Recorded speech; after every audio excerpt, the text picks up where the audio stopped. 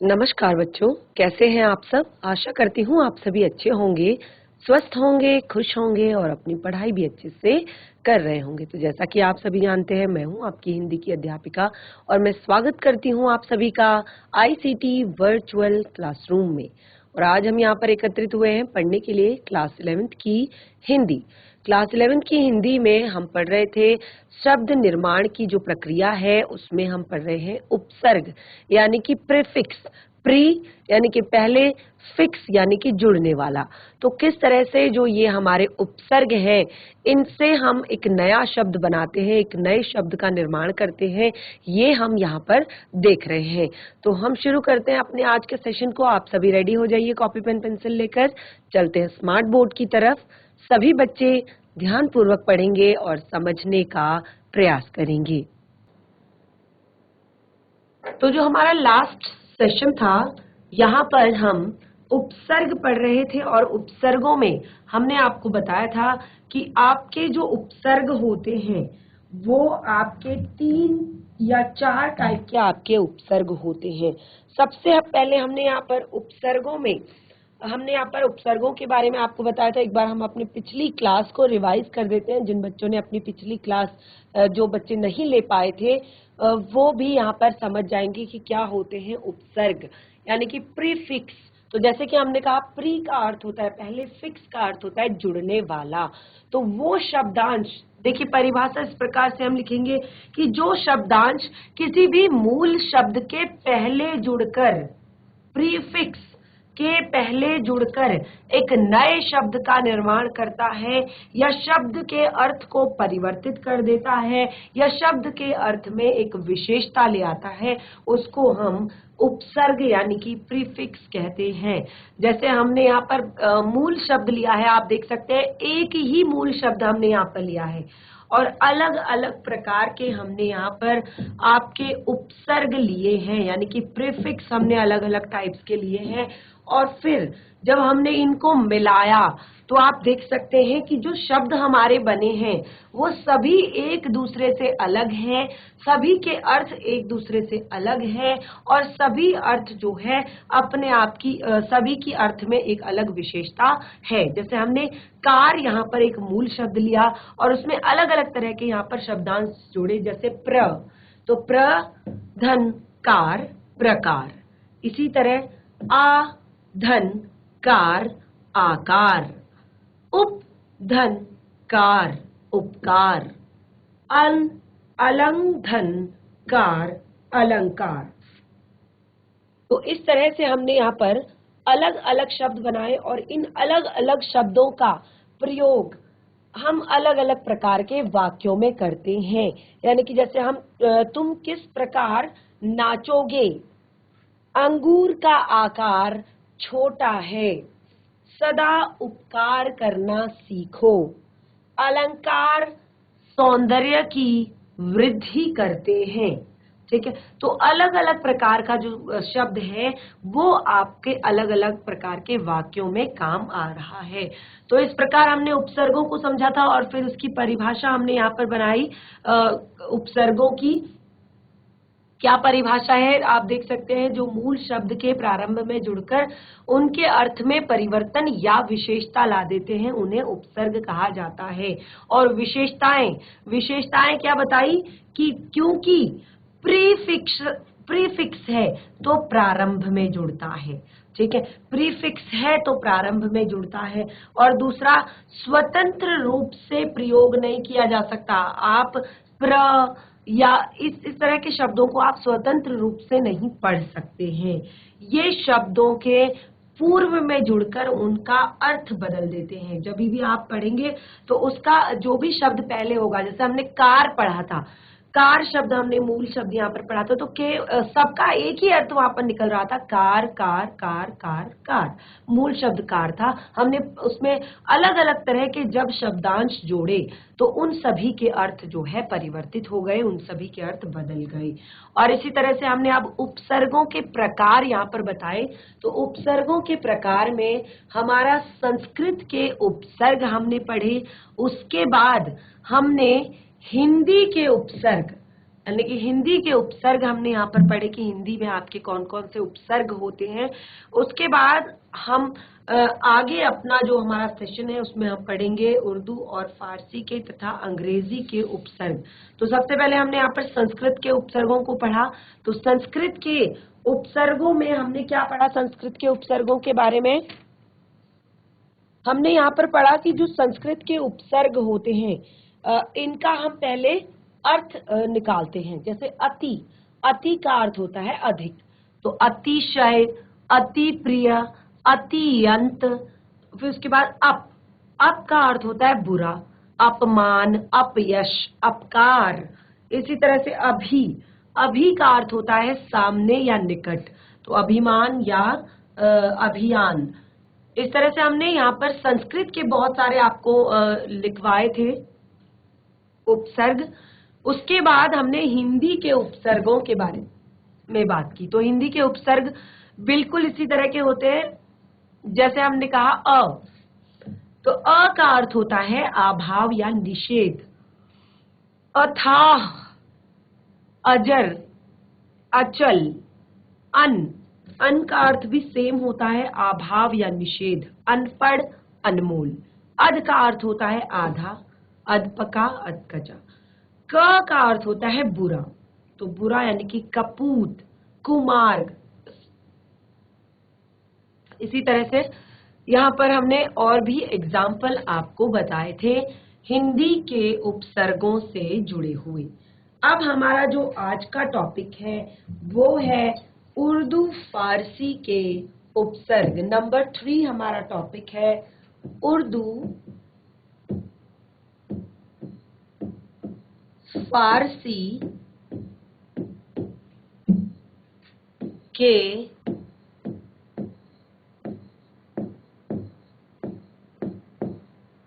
उपसर्ग।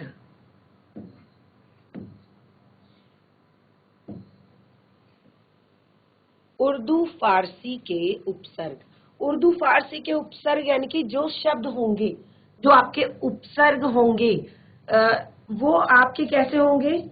वो आपके उर्दू से जुड़े हुए होंगे, उर्दू या फारसी भाषा के होंगे जो आपके उपसर्ग होंगे।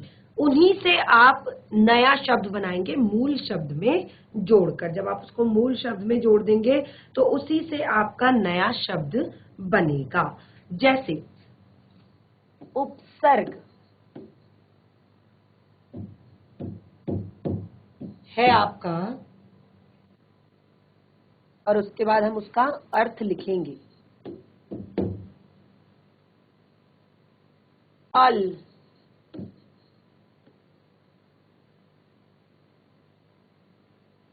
कम,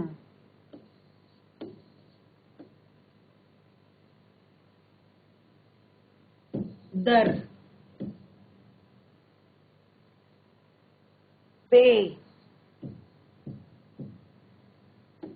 तो हमने यहां लिखा अल। अल का अर्थ होता है निश्चित। अल का अर्थ होता है निश्चित। तो कुछ उदाहरण हम यहां पर देते हैं इस तरह के, जिनसे हमने शब्द बनाए जाते हैं, जिनसे अलबत्ता,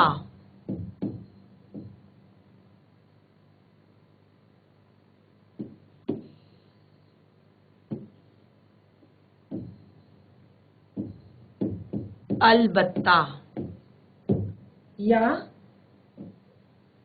अलगरज।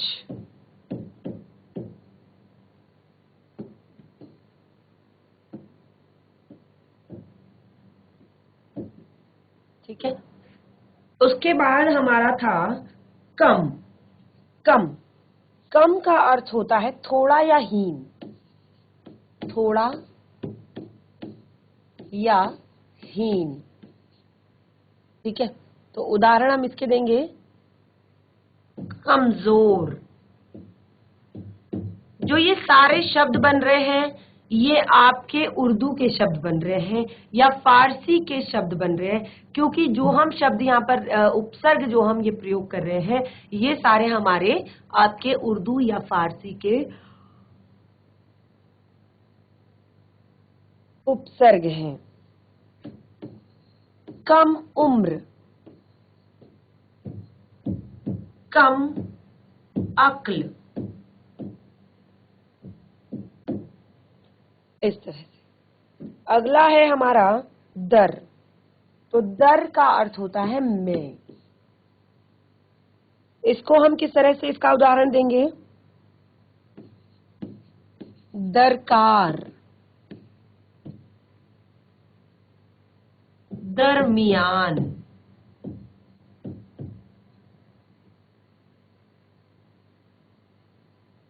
दरअसल,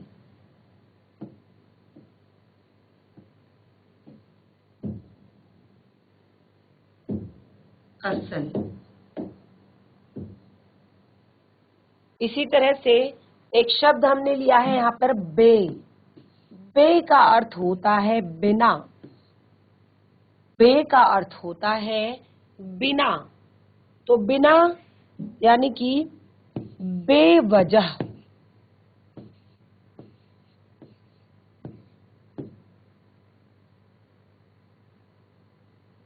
बेगुनाह,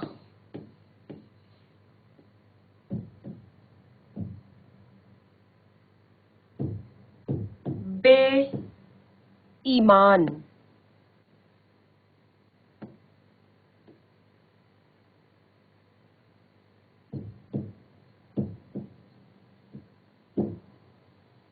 तो देखिए जो भी हमारे शब्द यहाँ पर बने हैं, जैसे हमने अल शब्द से बनाया अलबत्ता, अल शब्द से बनाया अलगरज, कम कमजोर, कम उम्र, कम अक्ल। ऐसे ही दर से दरकार, दरमियान, दरकिनार या बे। बे शब्द हमने यहाँ पर जोड़ा तो बे का अर्थ हमने बताया बिना, इसके बिना।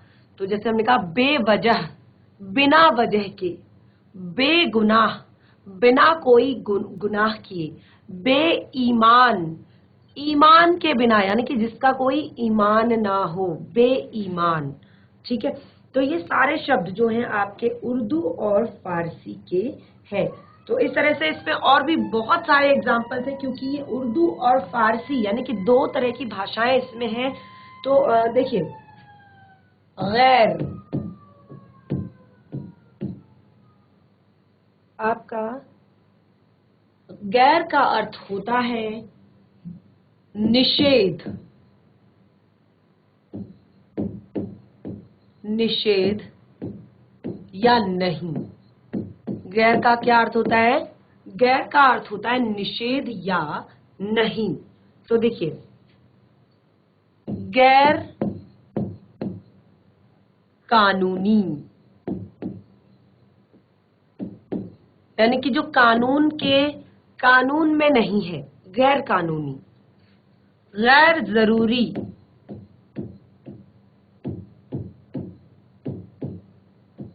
यानी कि जो जरूरी नहीं है, गैर जरूरी। गैर हाजिर,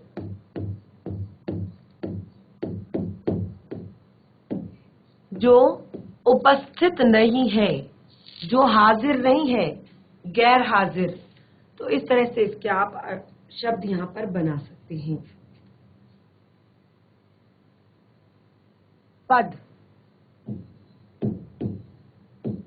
बद का अर्थ होता है बुरा। बद का अर्थ होता है बुरा। बद नाम, जिसका अच्छा नाम नहीं है। दो तरह से इंसान का नाम होता है, एक अच्छा एक बुरा। तो बद नाम यानी कि जिसका अच्छा नाम नहीं है। इसी तरह से बदमाश,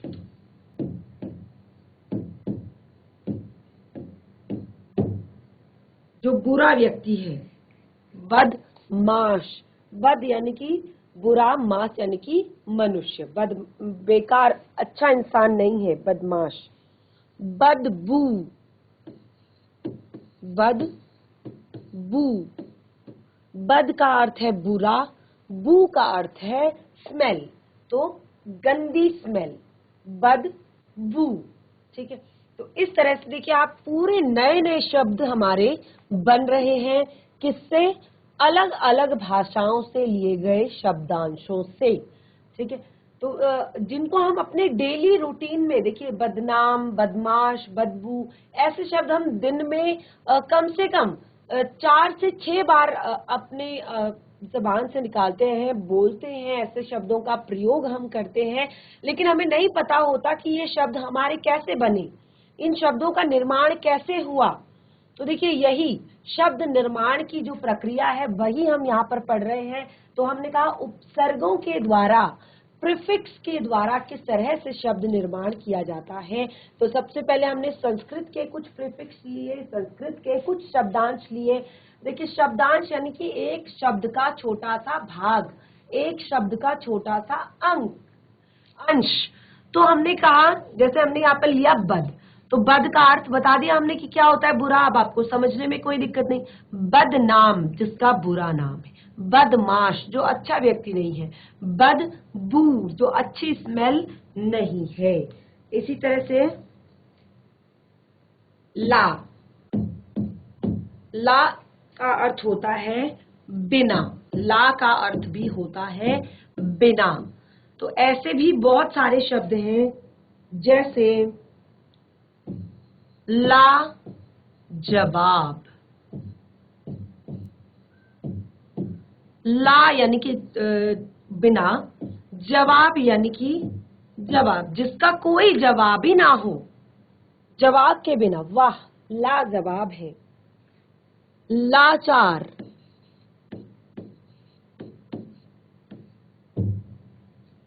इसी तरह से ला इलाज, ला इलाज।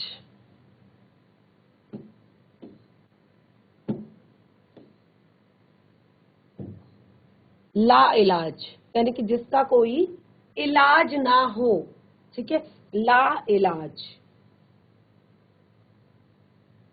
इसी तरह से हम शब्द, इस तरह के शब्दों का भी हम काफी प्रयोग करते हैं। तो हम का अर्थ होता है समान या बराबर, समान या बराबर। ठीक है, तो हम से हम किस तरह के शब्द बनाएंगे, हम उम्र, हम उम्र यानी कि हम का अर्थ है समान या बराबर। तो हम उम्र यानी कि हमारे उम्र के बराबर या हमारे बराबर। हम दर्द, हम दर्द जिसका दर्द जो है वो हमारे समान है, हमदर्द है वो हमारा। ठीक है, उसका जो पेन है, उसका जो कष्ट है, उसके जो दुख है वो हमारे जैसे ही है। हमदम,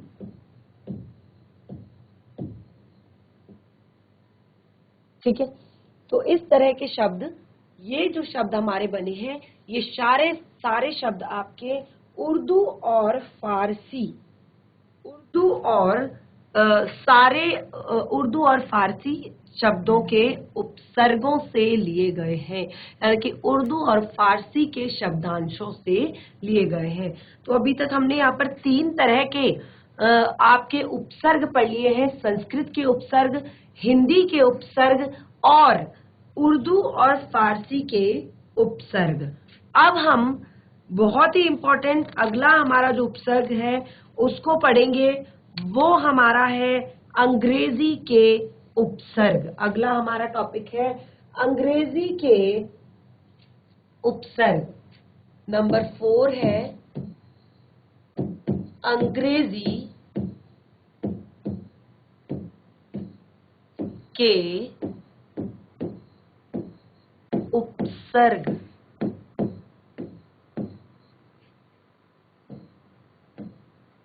अब अंग्रेजी के कुछ ऐसे उपसर्ग जो मूल शब्दों के पूर्व में लगकर उनके अर्थ में परिवर्तन ला देते हैं, उनके अर्थ में विशेषता ला देते हैं। ठीक है, तो अंग्रेजी के उपसर्ग हैं कुछ, यहाँ पर उपसर्ग हम लिखते हैं सब या जर्नल या हेड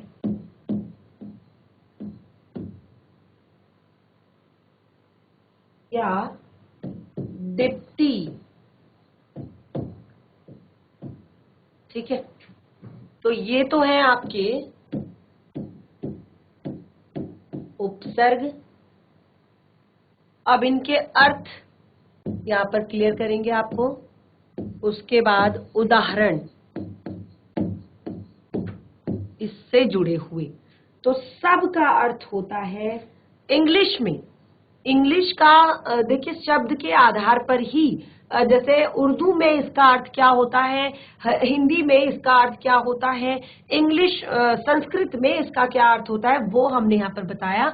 तो इंग्लिश में सब का अर्थ होता है नीचे या किसी के अधीन,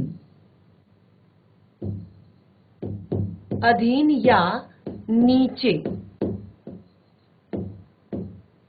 ठीक है, तो सब ऐसे हम क्या हम एग्जाम्पल इसके देंगे।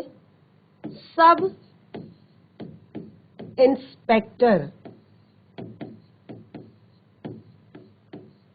एक तो इंस्पेक्टर होता है, एक सब इंस्पेक्टर होता है, यानी कि इंस्पेक्टर के नीचे काम करने वाला, यानी कि इंस्पेक्टर के अधीन काम करने वाला। देखिए क्या होता है कि हम जब भी कोई हम कमेटी बनाते हैं, जो जब भी हम कोई ऐसा काम हम लेते हैं, तो वहां पर एक हमारा बॉस होता है, उसके बाद उसके नीचे काम करने वाले कर्मचारी होते हैं, फिर वो अपने नीचे काम करने वाले कर्मचारियों को सलाह देता है। तो इस प्रकार एक एक करके ये जो सारी प्रक्रिया है ये चलती है। तो जैसे यहाँ पर इंग्लिश में सब का अर्थ होता है अधीन, किसी के अधीन या नीचे। तो सब इंस्पेक्टर, इंस्पेक्टर से नीचे सब इंस्पेक्टर। ठीक है, ऐसे ही और भी बहुत सारे एग्जाम्पल। सब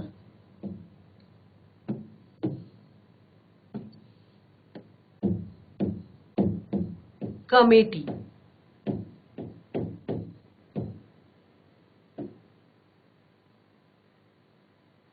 अब हमने यहाँ पर एक और शब्द लिखा है जर्नल। तो जर्नल का अर्थ होता है प्रधान। जर्नल का अर्थ इंग्लिश में प्रधान। Journal manager,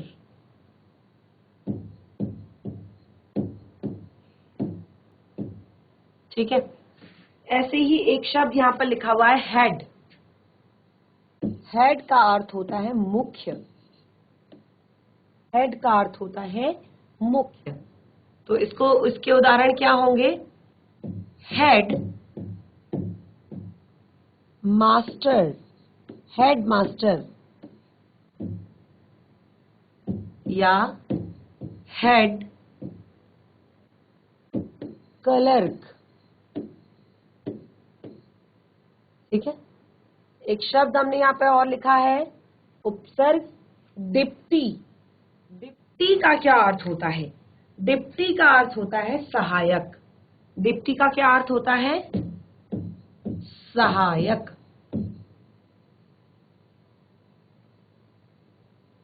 deputy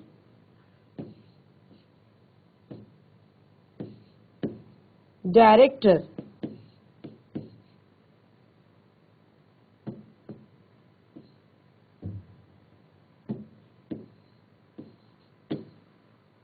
deputy director या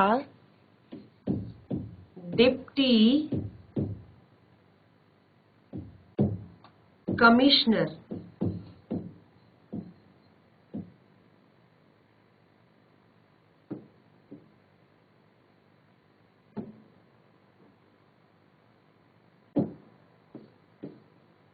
ठीक है, तो इस तरह के जो हमारे शब्द होते हैं ये हमारे अंग्रेजी के उपसर्ग होते हैं, यानी कि अंग्रेजी में हम इस तरह के उपसर्गों का प्रयोग करते हैं।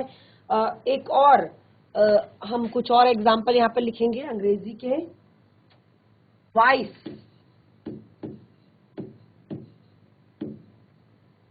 चीफ, ये सारे शब्द आपने सुने होंगे इंग्लिश में। असिस्टेंट,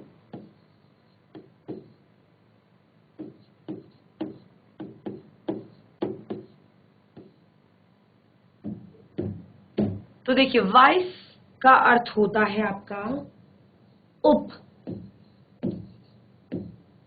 चीफ का अर्थ चीफ हमने लिख लिया है, चीफ का अर्थ होता है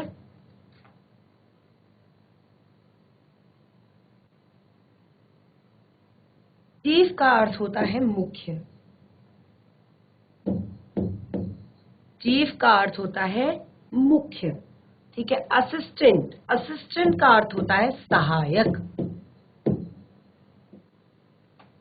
अब इन सब के उदाहरण हम लिखेंगे जो इंग्लिश में हम जब इनका प्रयोग करते हैं। तो पहला हमने लिखा है वाइस। वाइस का अर्थ होता है उप, ठीक है। तो वाइस में हम कैसे लिखेंगे? Vice principal. वाइस प्रिंसिपल,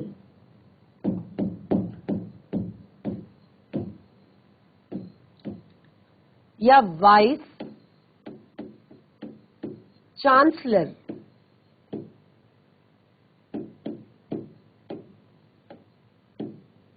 ठीक है। इसी तरह से चीफ, तो चीफ का अर्थ हमने कहा मुख्य। चीफ मिनिस्टर, चीफ मिनिस्टर,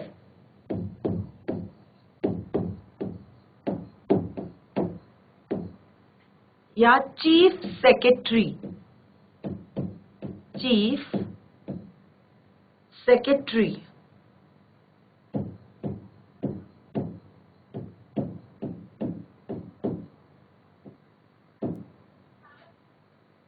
अगला हमने शब्द लिखा है असिस्टेंट। तो असिस्टेंट का अर्थ हमने बताया सहायक, ठीक है।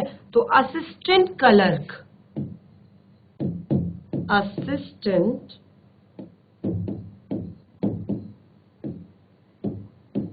Clerk,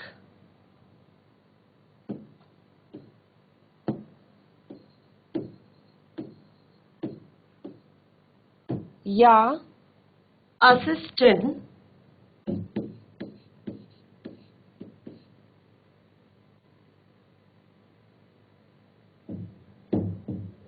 engineer.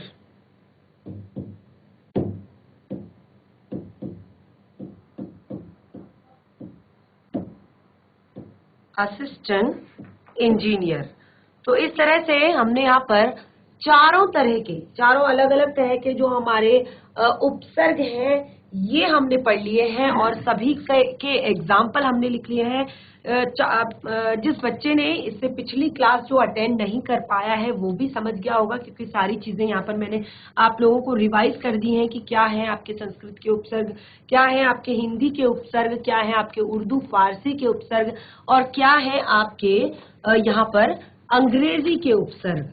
तो सभी से हम नया शब्द बनाते हैं। तो देखिए यहाँ पर एक बात आपको ध्यान रखनी है कि